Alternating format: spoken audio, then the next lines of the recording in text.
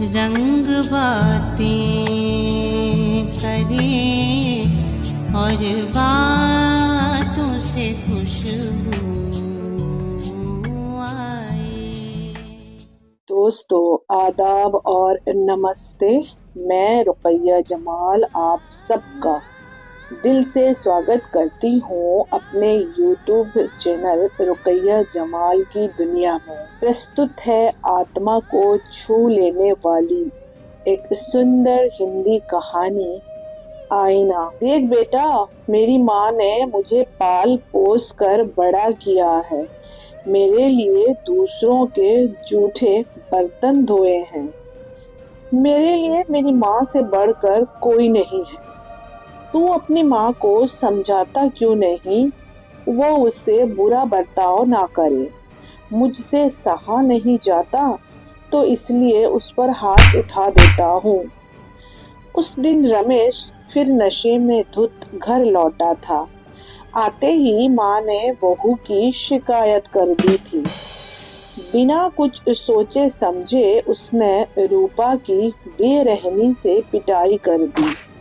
रूपा दर्द से करा रही थी और 10 साल का भोलू अपनी माँ से लिपटकर फूट फूट कर रोने लगा।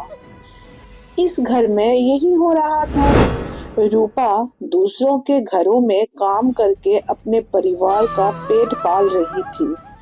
रमेश पहले कमाता था, पर अब रूपा के खून पसीने की कमाई से शराब पीकर दिन भर घर पर पड़ा रहता था और जब नशा कम हो जाता तो झगड़ा शुरू कर देता था।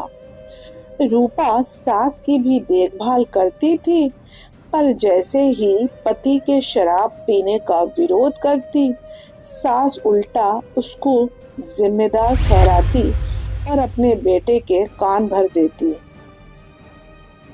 माँ, चल कहीं और चलते हैं, मैं तुझे रोज रोज मार खाते नहीं देख सकता। भोलू ने मासूम आवाज में कहा। हाँ, अब यही करना होगा, रूपा ने थकी हुई आवाज में उत्तर दिया। ये सुनते ही रमेश आग बबूला हो गया। उसने रूपा की कलाई पकड़कर जोर से मरोड़ डाली। छोड़ मेरा हाथ, रूपा बिलबिलाई। इतने में नन्हा भोलू अचानक बीच में खड़ा हो गया और पूरी ताकत से पिता को धक्का दिया। रमेश लड़खड़ाकर दूर जा गिरा। भोलू की आंखों में आंसू थे, पर स्वर में गुस्सा। उसने साहस से कहा, बापू, मेरे लिए मेरी माँ से बढ़कर कोई नहीं है, ये बात हमेशा याद रखना।